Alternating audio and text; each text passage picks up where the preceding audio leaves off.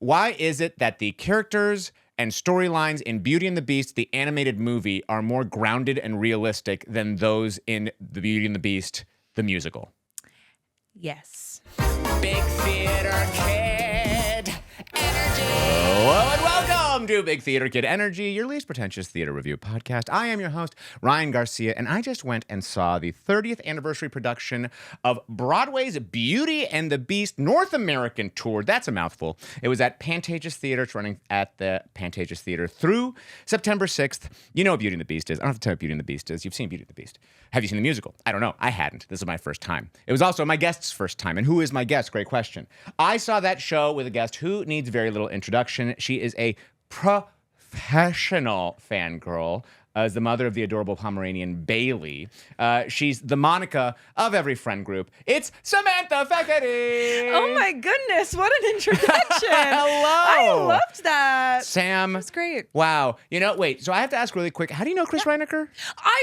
You took away my first point. Because when I was just talking about this show, Yeah. I happened to be with Chris shooting this sketch, and he's like, oh, you know who you should talk to? Samantha Fekete.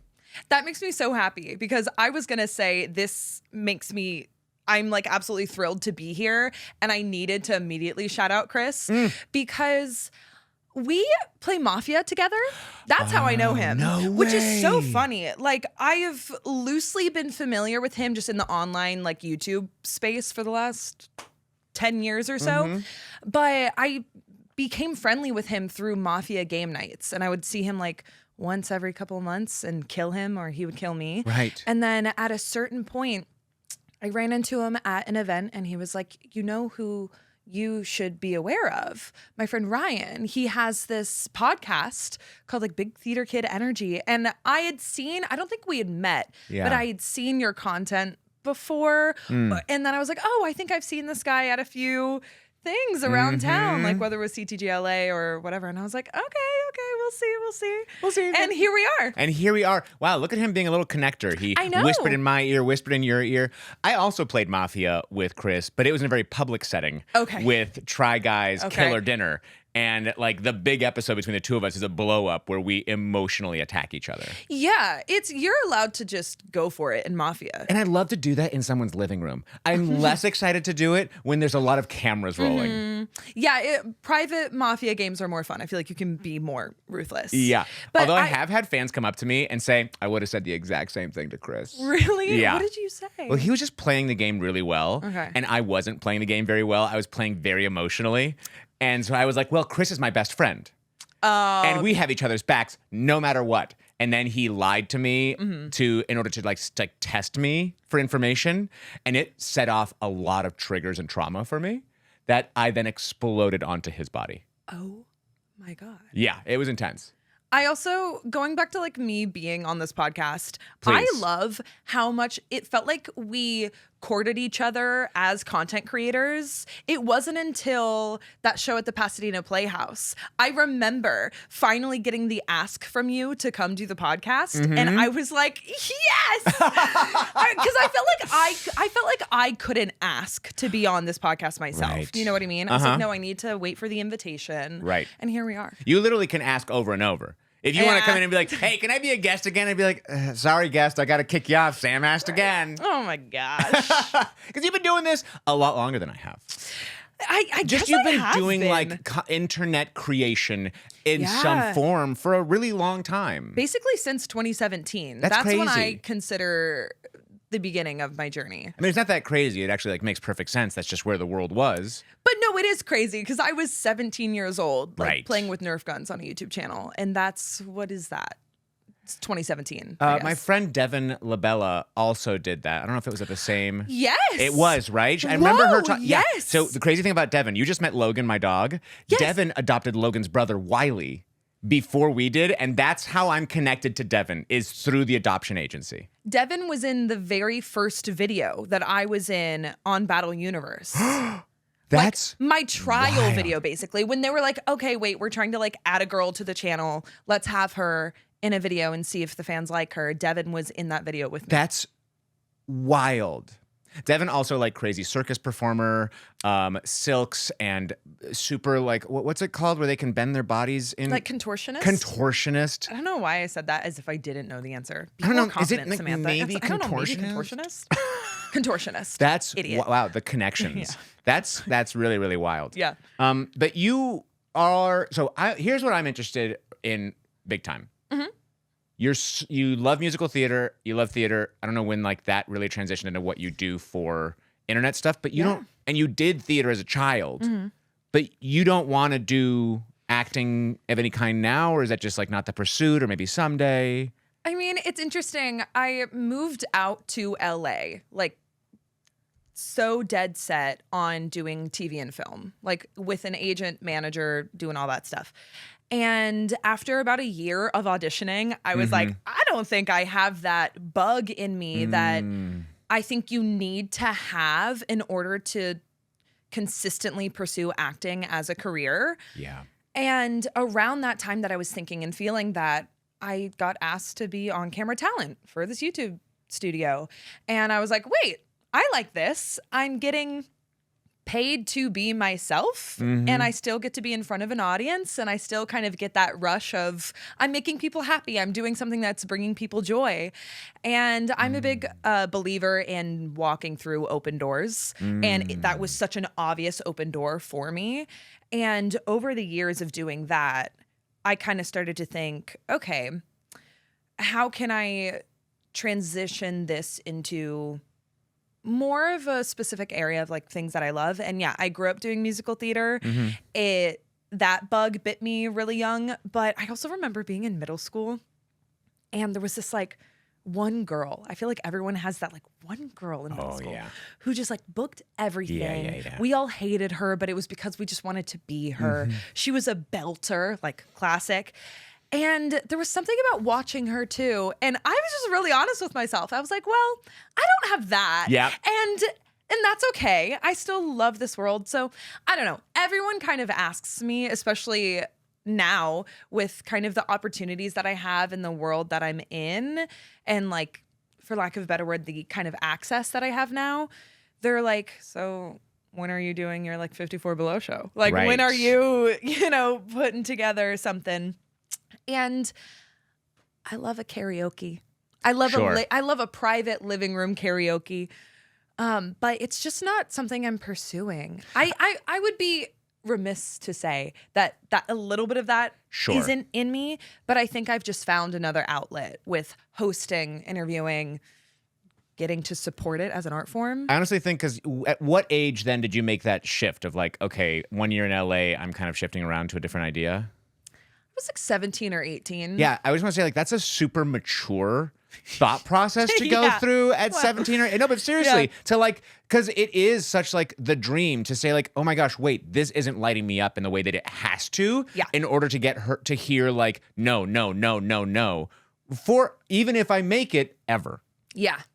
And there is something else that's lighting you up, and being able to transition like that into it. And also like you're saying, whatever you said about like go through open doors is like, you don't know what doors are going to open up later on, and opportunities, and when it's easy, when it's offered, then like, sure, I'll play with it. Am I going to fight and cry and kill myself and be sad? No. For this career? Not for me. No.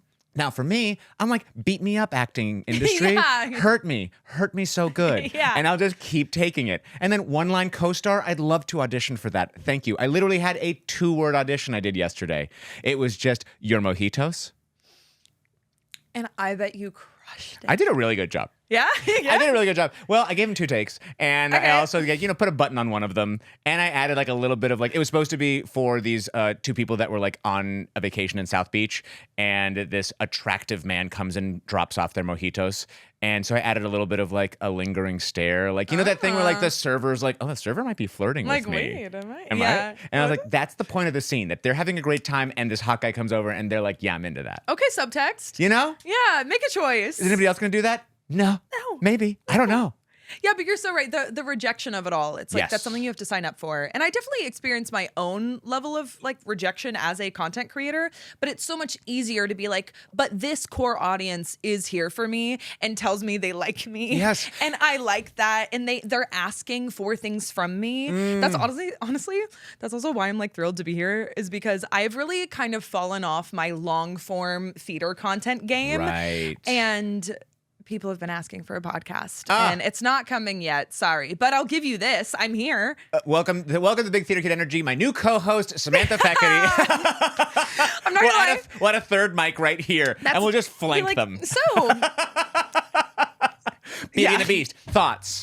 Tell And us. a lot of hitting. I feel like there's a lot of hitting. Well, I can sometimes be like a Yeah, but that's a theater person thing. Yeah, I have found sometimes when I'm interviewing someone, I'm like, oh, I'm like really in their space. Very but that's touchy. just because like everyone's my friend in Yes, my brain.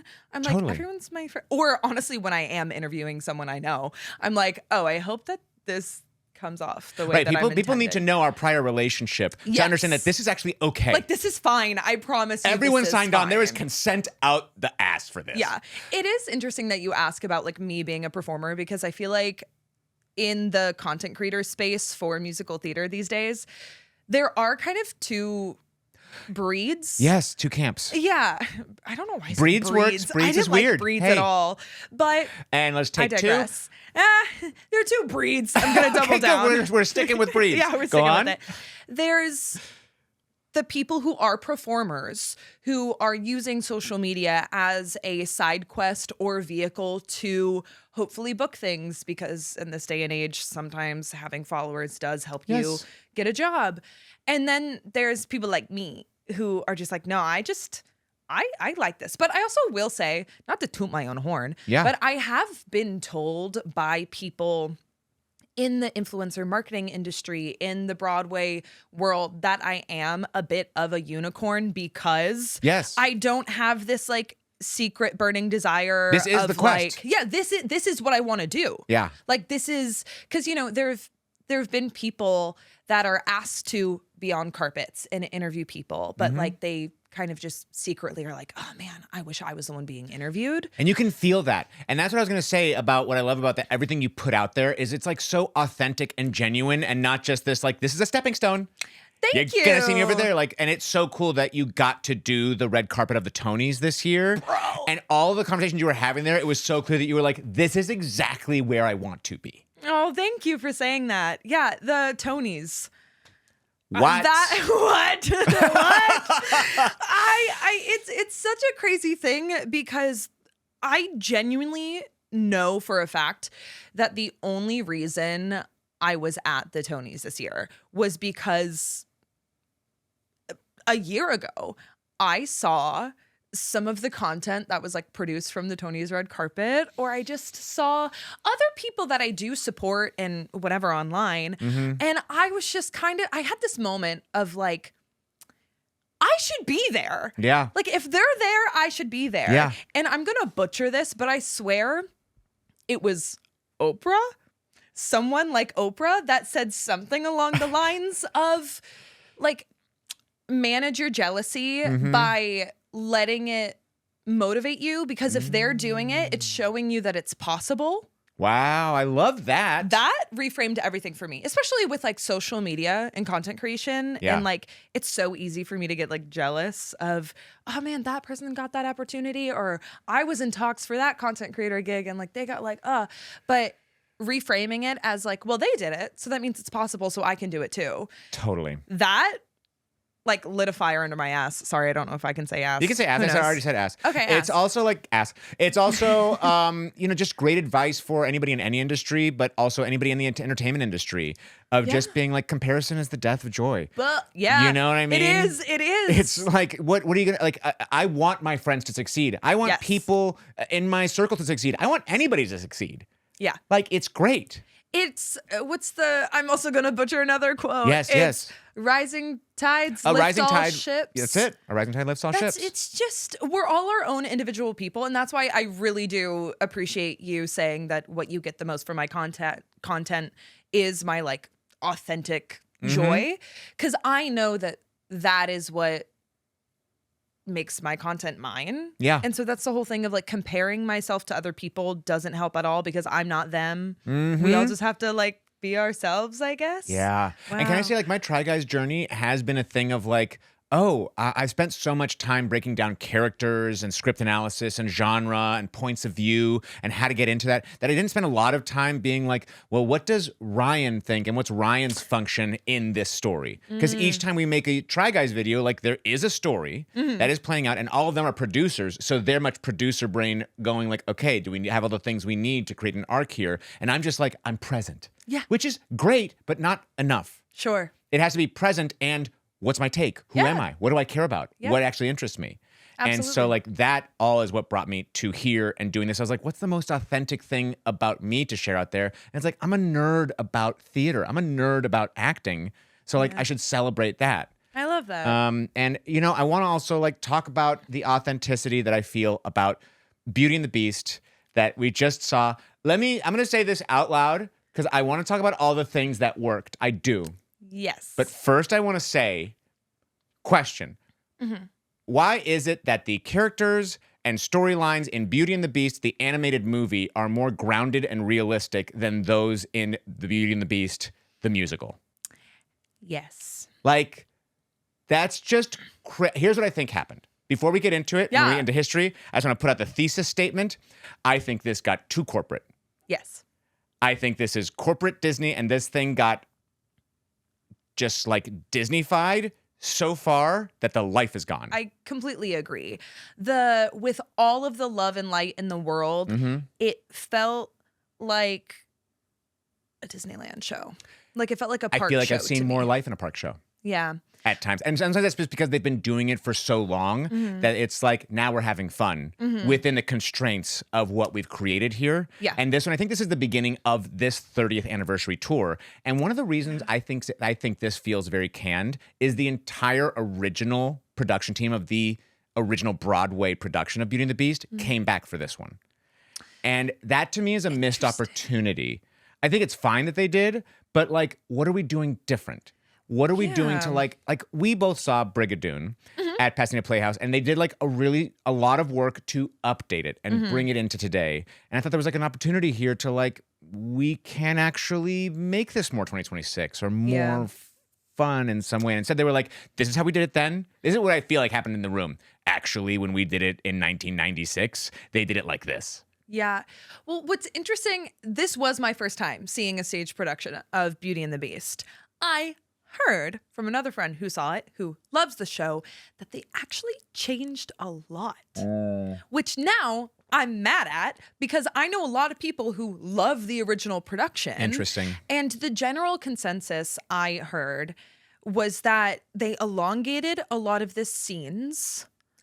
They cut, apparently, and I don't like speaking without having the information, but I trust my source. Yeah. They cut a big song and they cut down the fight between Gaston and the Beast at the end. It did seem short, didn't it? Girl, they rushed through that second act. We were like, first of all, in like the movie, all the townspeople, there's a whole fight between like Lumiere's in it and the bookcase, and then they're chasing the beast, and he's like, I won't fight. But it takes a while to get to that point. That was the thing is that I know that tours naturally have their own constraints. I understand that. I do think we were clearly missing like 8 ensemble members or something. Like it felt, for being Disney's Beauty and the Beast, it felt very bare bones to me. I understand with certain effects that we need to have screens, but when it's screen upon screen upon screen effect and projection upon projection, I can love that. I can love technical elements in a show. Sure. And again, I understand tours are their own thing, but it felt, I think that's why it felt kind of so corporate to me. Yeah. Was it felt kind of bare bones in terms of amount of people on the stage. And then it felt like we were relying on tech elements and as few physical set pieces as possible. Yeah. And yeah. Look, let's take a step back. There's a lot of things to celebrate about this show and about Beauty and the Beast in general. So let's talk a little bit about the history of Beauty and the Beast, because I think that'd be really, really cool. And then we'll get back to what was wrong, but we'll talk about what was right as well. Yeah. So starting out as Debbie Downers. Sorry. no, Sorry. I started it. That's my fault. I was shocked. I don't know. I was shocked. Yes, Sorry, we'll get to yeah, it. we'll No, get but look, we can't help ourselves. Right. What's interesting about the movie Beauty and the Beast, which, actually what it's really based on, let me just do a quick second to scroll to the crowd. Also, you have 8 siblings. It's crazy. Or you're one of 8 siblings? Second youngest of 8, 4 birth, 4 adopted. It's crazy. That's wild. So, the history of Beauty and the Beast. First of all, there's a book. Yeah. Right? La Belle et la Bête. What does that mean? The Beauty and the Beast. I imagine. Imagine it's not. The beauty in that bum. Is a classic fairy tale published by French novelist, I really shouldn't have said that, Gabrielle Suzanne Barbeau de Villeneuve. Actually, I did great. In 1740, and then a shorter, more famous version came out in 1756, and it's basically the same story. There's some other twists and turns. But then the movie version by Disney was supposed to be not a musical. Oh. It was just supposed to be the fairy tale with no music, which is crazy because Disney was doing musicals they had already way done before that. Yeah. But the people that they brought on, which were Howard Ashman and Alan Menken, who had done A Little Shop of Horrors, came in and they were like, what they really brought to this and brought Disney back to its roots is like, and also brought Disney into musical theater was, let's write songs which tell what's happening inside the characters' heads. Rather than just like songs about what's happening in front of us. Which is why they were also told, hey, this movie, which by the way was the first animated movie to be nominated for an Oscar. I don't think I knew that. As Best Picture, not as Best Animated. Just as Best Picture. As Best Picture and won Best Original Song and Best Score. Okay, I knew that. Wow. Isn't that crazy? Yeah. So like it was such a huge shift in the whole like entertainment marketplace. And then Disney, because they were like, yo, you guys wrote a Broadway musical. And so Disney this Beauty and the Beast was also the very first Disney project to become a musical. Like before Lion King, before any of these other big musicals was Beauty and the Beast. Wow. They started that whole Walt Disney theatrical productions. Wow. Okay, so a true game changer. Seriously. And then after roughly 2 years of development, it went out of town to Houston's Theater Under the Stars in 1993. Did 40 performances before going to Broadway in 94, and then ran for 46 previews and 5,464 performances on Broadway at the L'Enfant Theater. So the Susan Egan, who... Yes. She played the original Belle on Broadway, and she's Megara. Yeah.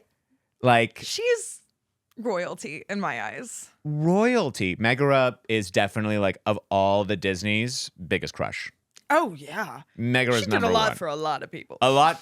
She awakened some people. Yeah. She awakened a lot of people. Made me think about some things. Susan, she's just iconic. Like that's Belle. That is Belle. And the original production had 9 Tony nominations, winning for Best Costumes. Yeah. See. Tell me. And I thought that was some of the magic that I was going to be seeing on this tour, but I guess I know it's been 30 years, so. But I'll tell you what. Did you see when they did Les Mis at Pantages? No. This I think it was the beginning of this season, this is the final show of this season at the Pantages. Oh. This was last September. Okay. They had, or maybe October, November, they had Les Mis. That was the 40th anniversary of Les Mis to the day. And it blew my mind. Oh, see, and this is the thing. Disney, the only reason I feel comfortable to critique this tour in a way that I maybe wouldn't with other things publicly is because this is Disney. Yes. And Disney really boasts this idea of brand consistency and preserving the magic for everything and just having a bare minimum quality that I just don't feel like was hit. And also, just for the record too, I'm not talking about the performers when I say this. No, be so clear. I'm not talking about the performers. I'm talking about like just all the other elements of the show. Belle was amazing. Her voice, Jesus Christ. Her presence, that moment where they were doing like cooter slam. No, No. Like her Oh my comedy God. in that moment. This was the first time that I've ever seen someone perform Home and A Change in Me. I think that's the name of that song. A Change in Me was life-changing. Genuinely. Yes. Like, her voice was Kyra stunning. Bell Johnson, Shout out, Kyra. Oh my gosh, amazing. who also was Sophie in Mamma Mia, and I would have liked to have seen that Mamma Mia, like not the one we Yeah. saw, but in another tour of Mamma Mia. Absolutely. So that's just what I wanted to clarify is I'm not saying And Fergie anything about the Philippe as well as the performers. Beast, as well as all the performers Yes. across the. There are some questions I have about direction in general. Yes, I have some question about like subtext Mm-hmm. with some of the scenes and stuff. I was just kind of like, what's going on here?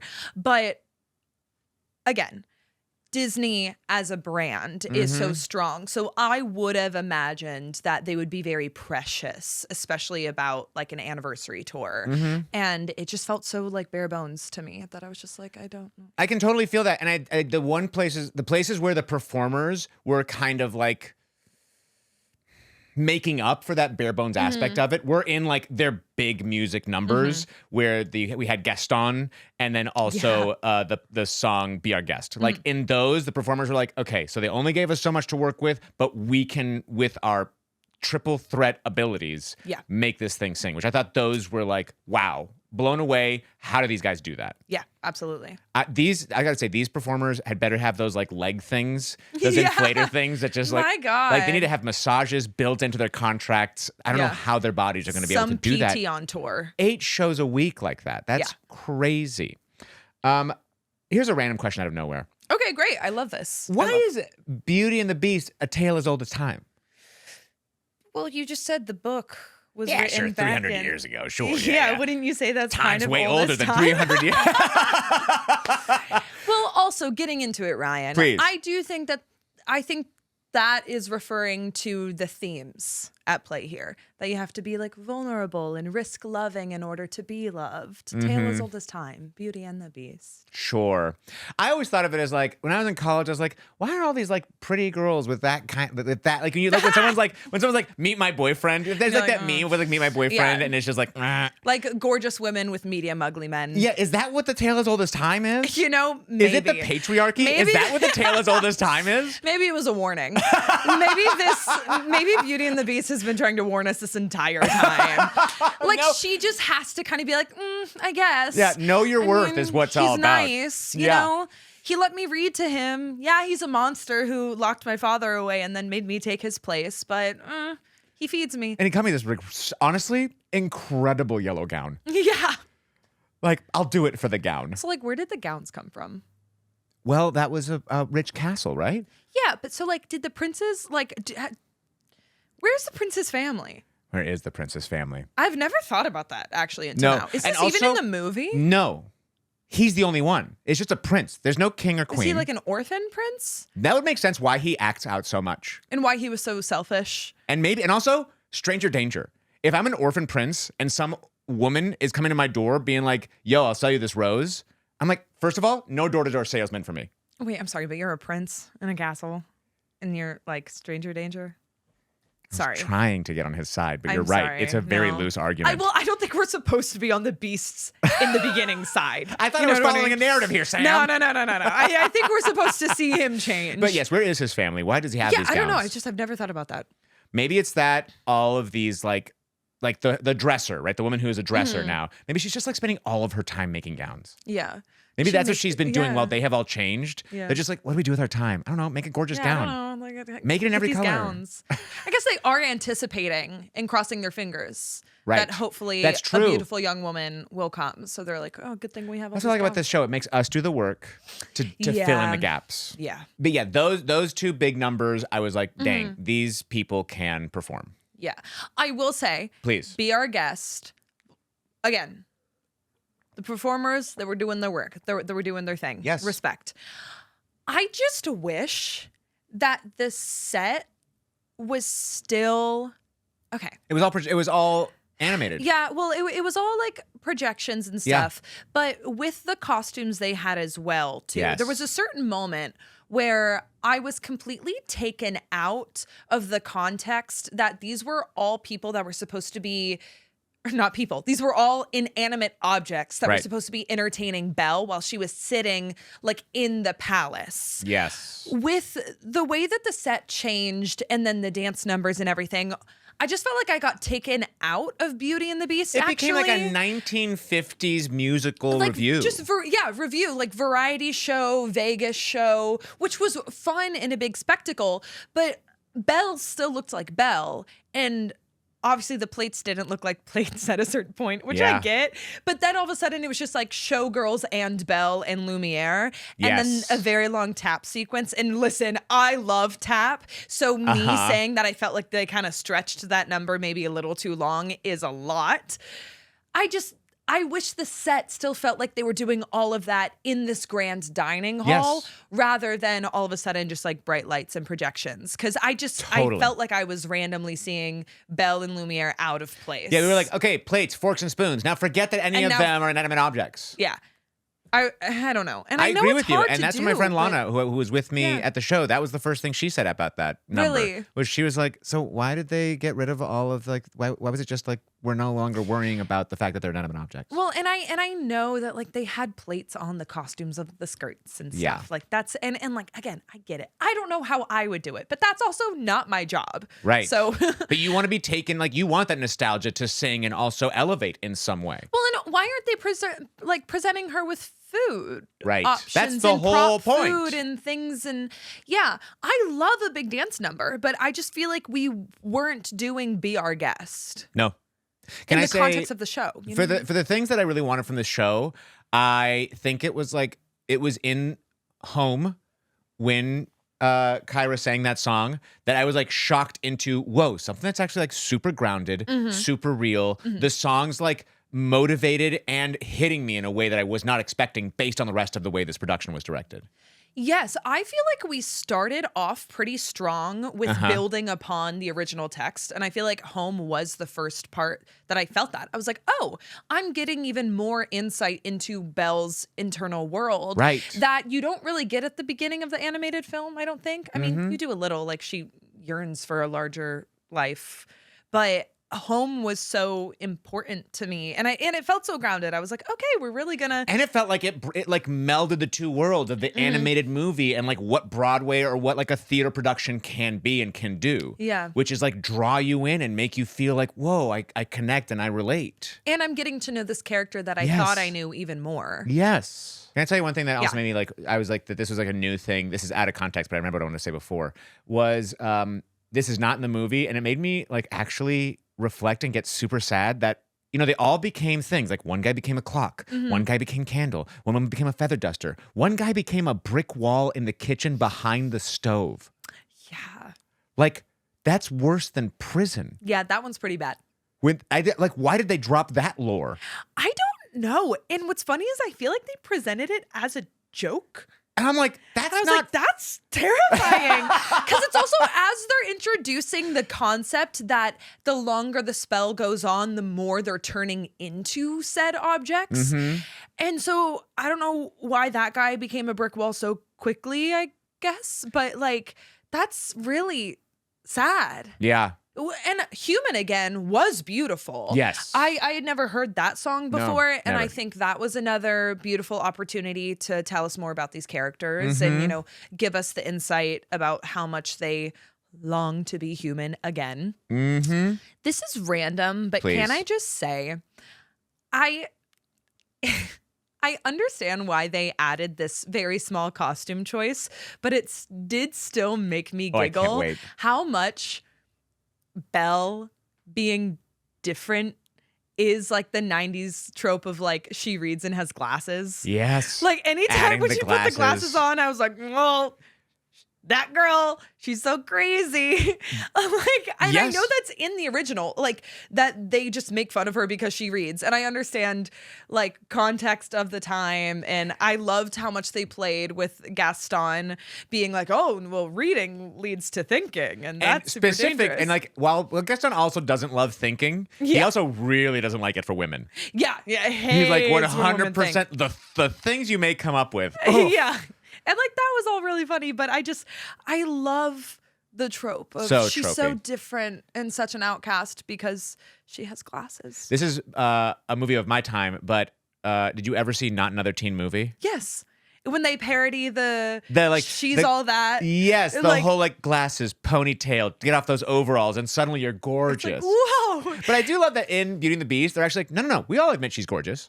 Yes. We yes. know she's gorgeous. Yeah, we know she's pretty. She's the most beautiful girl in town. Actually, her looks have no parallel. Right, but the problem is she's reading. She reads.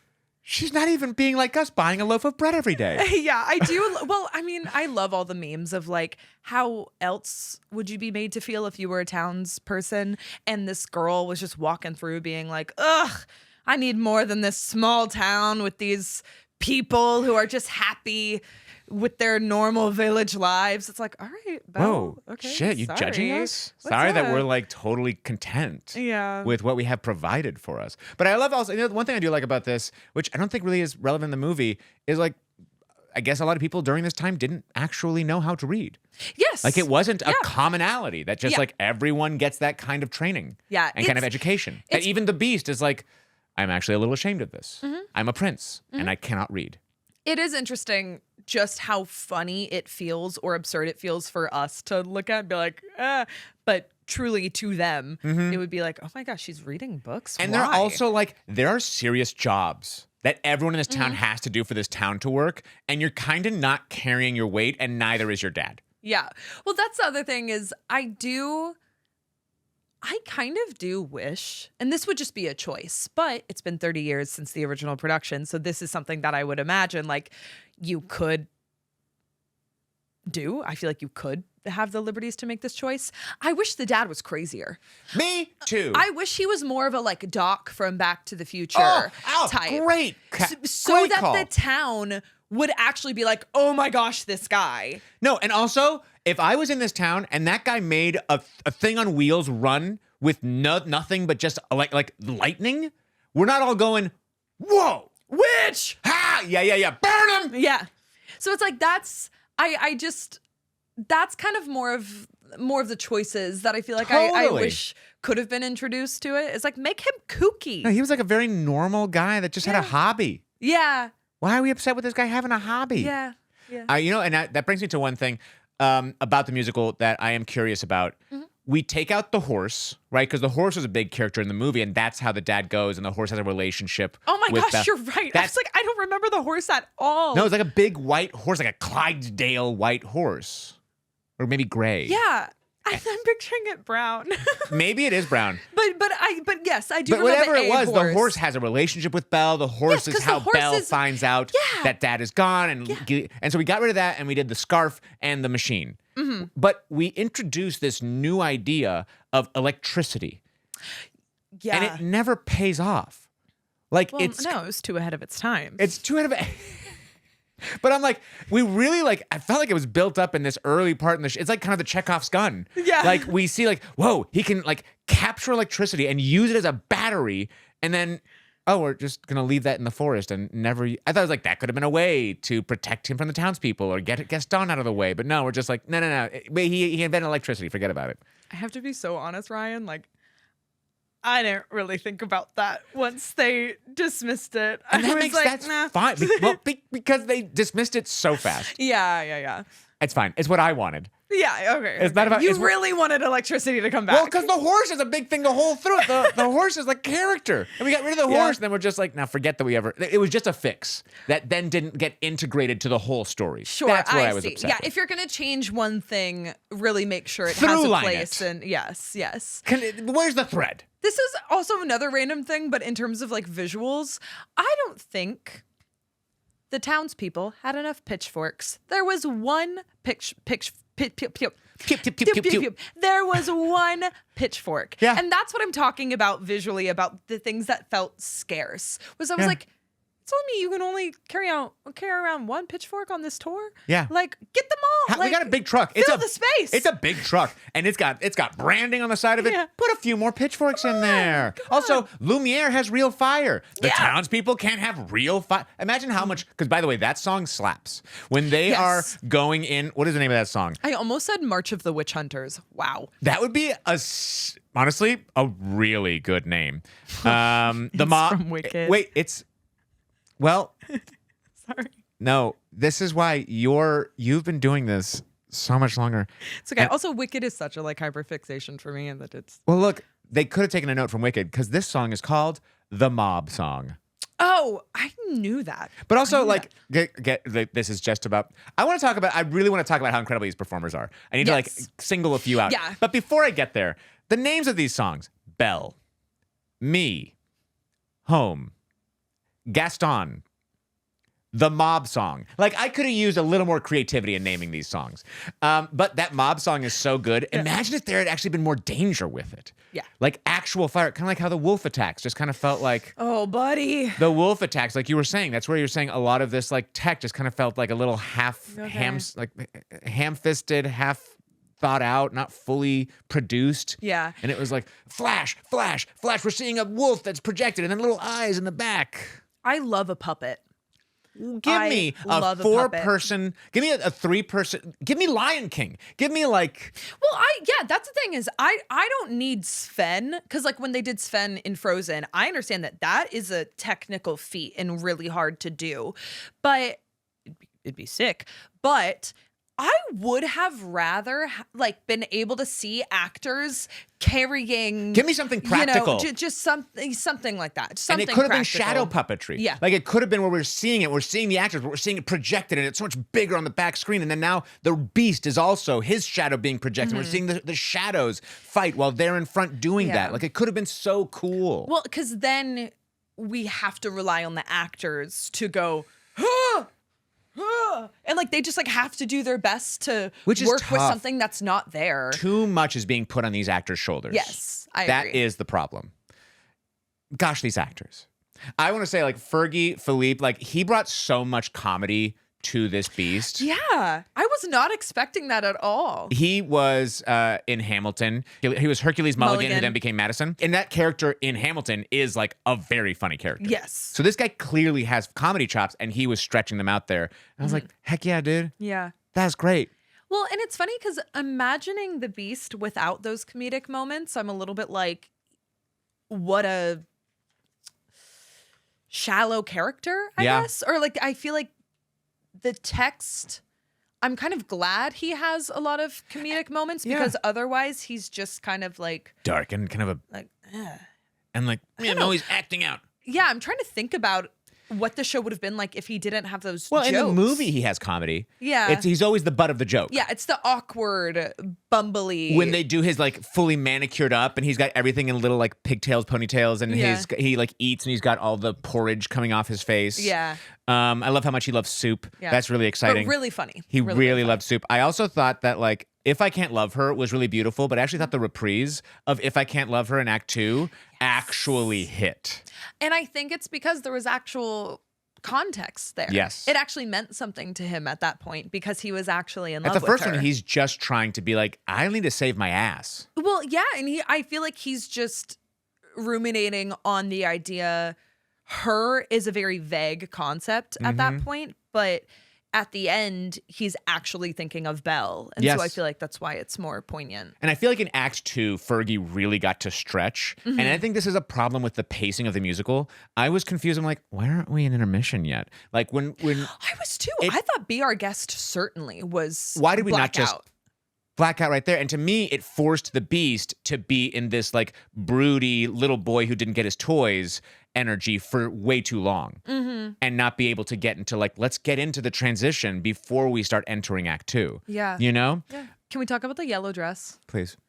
That reveal, because that's the other thing is this, as much as I feel that there were things that were lacking from this production, there were still those moments that did make me go like, oh, that's Belle. Yeah, that was magic. The yellow dress reveal, even seeing him in his like That was blue what I was going to say. Him in his fit. blue suit.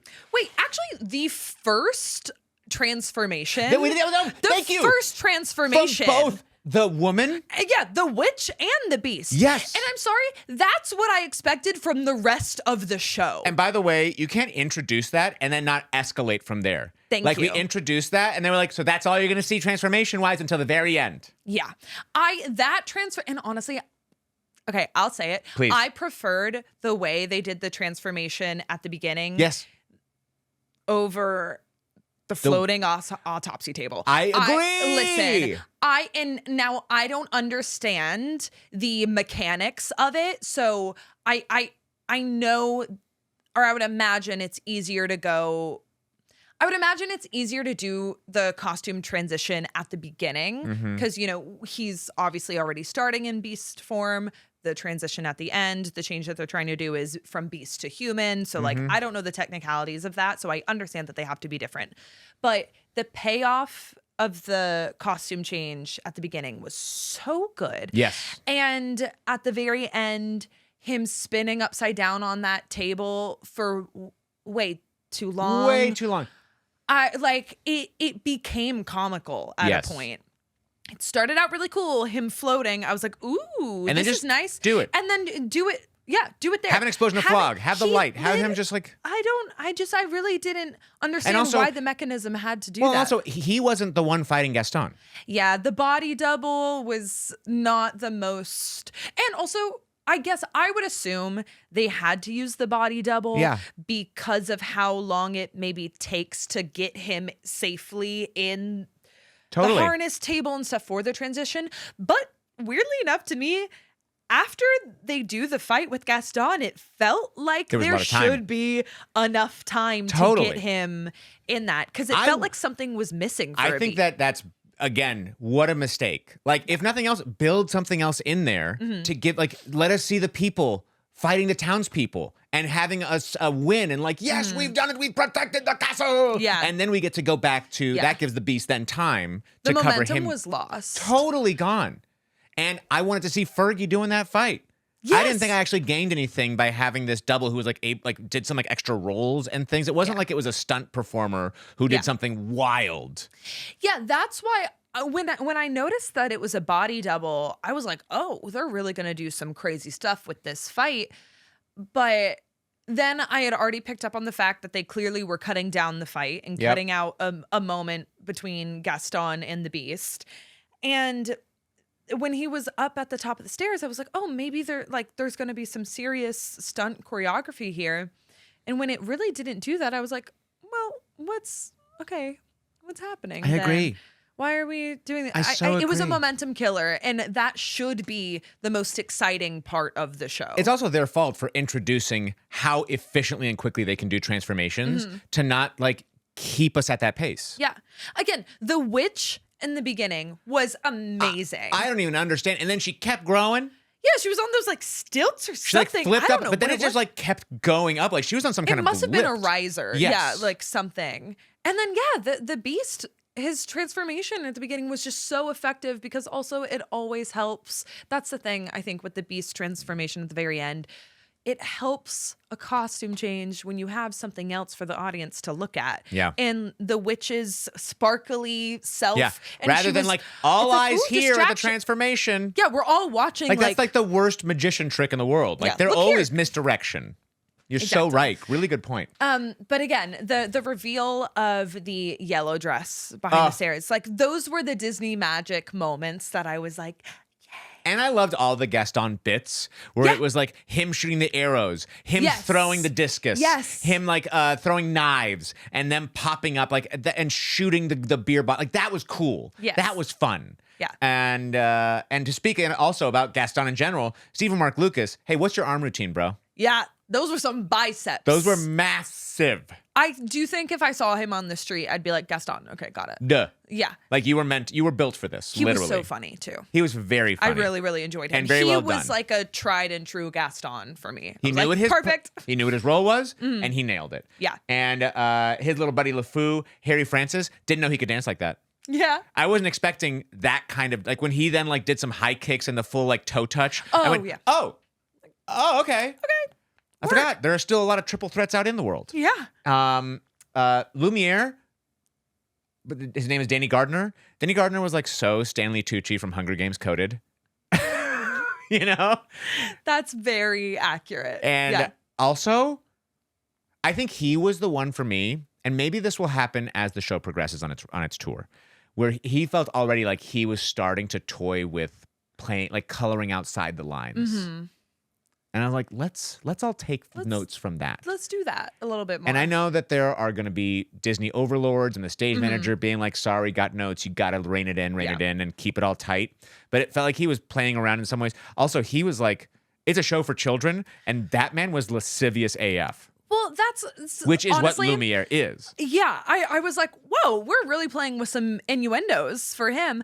But that's also, I think that they kind of spiced that up for him in this iteration. Mm-hmm. And I do wonder, because I know that with like Disney shows and sometimes tours, whatever, like they do get pretty strict on like, this is your performance in Yes. this role. This is what you have to do. So that's also why anytime I see any show, I always have a pretty big level of grace with the performers because I'm like, Yes. okay, this is either the performance you want to be doing or it's the performance you're being told to do. Yes. So I will always keep that in mind.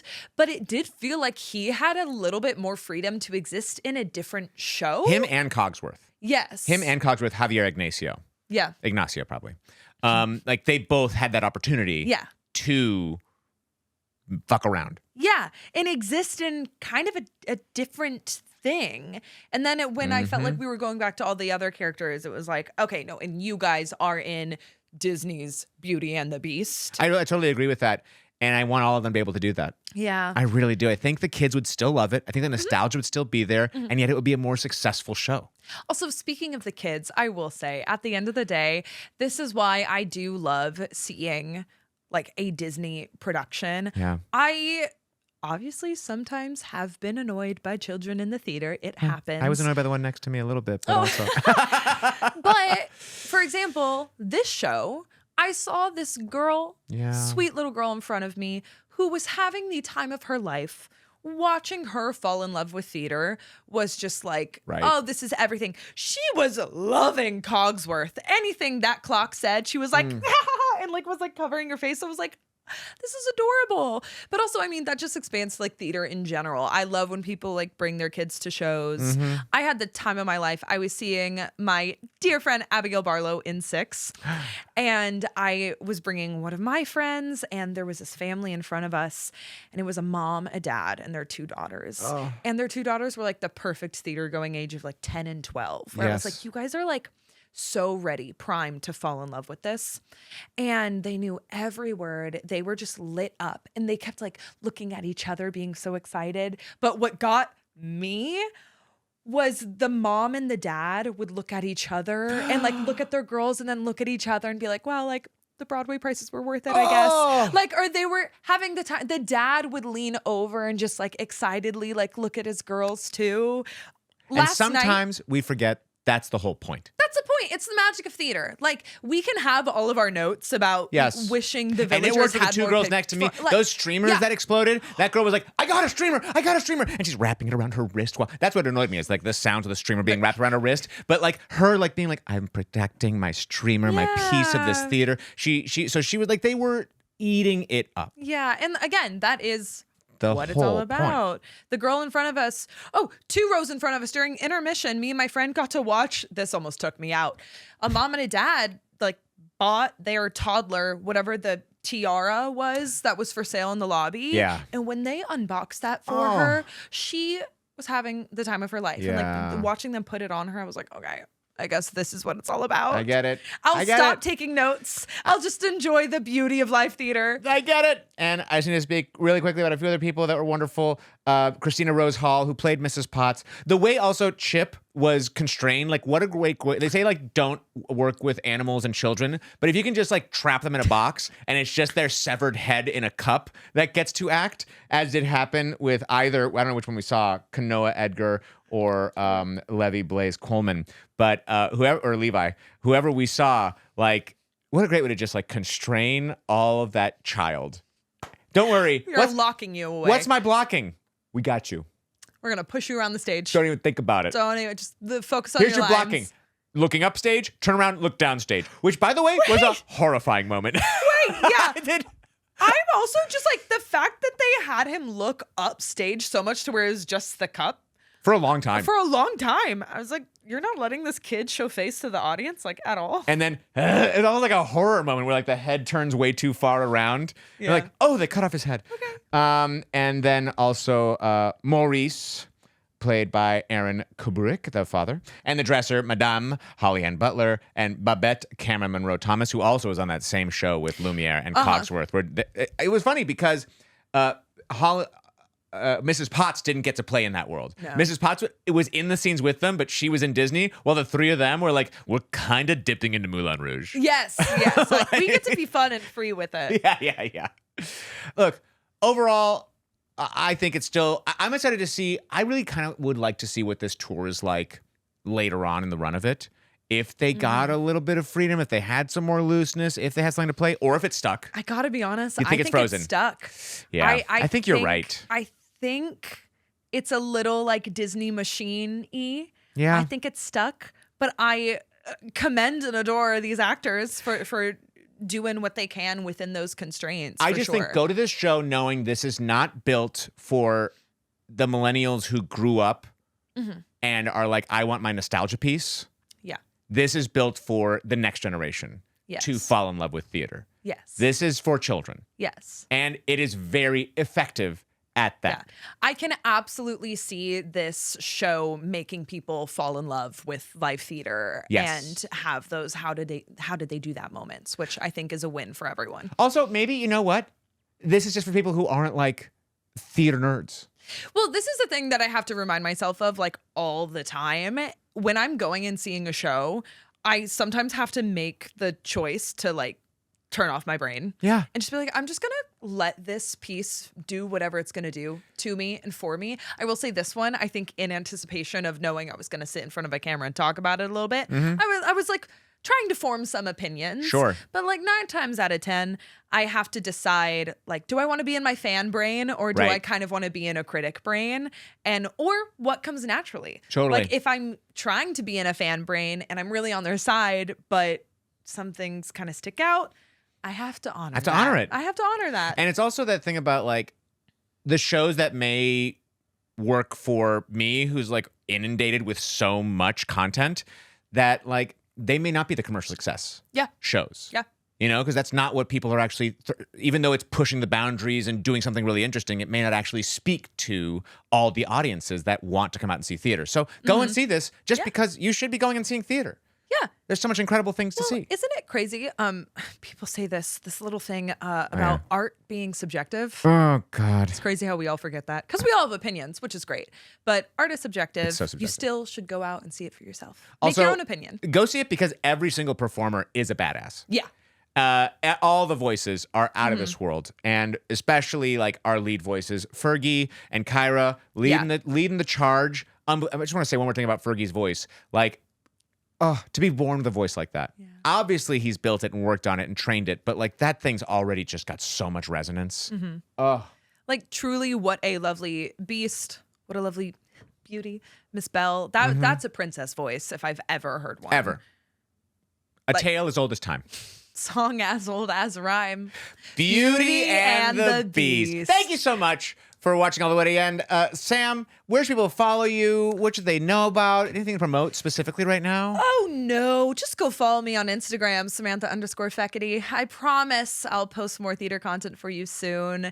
I'm just a professional fangirl. I like to talk about the things that I like. If you happen to like them too, that's so great. That brings me so much joy. So go follow me and I'll see you over there. So definitely do that. And also, like, let me know if there's anything else you want from this show, shows you want me to see, guests you want me to have on, segments you want in the show. And go support local theater. Thank you so much. Yay. Bye.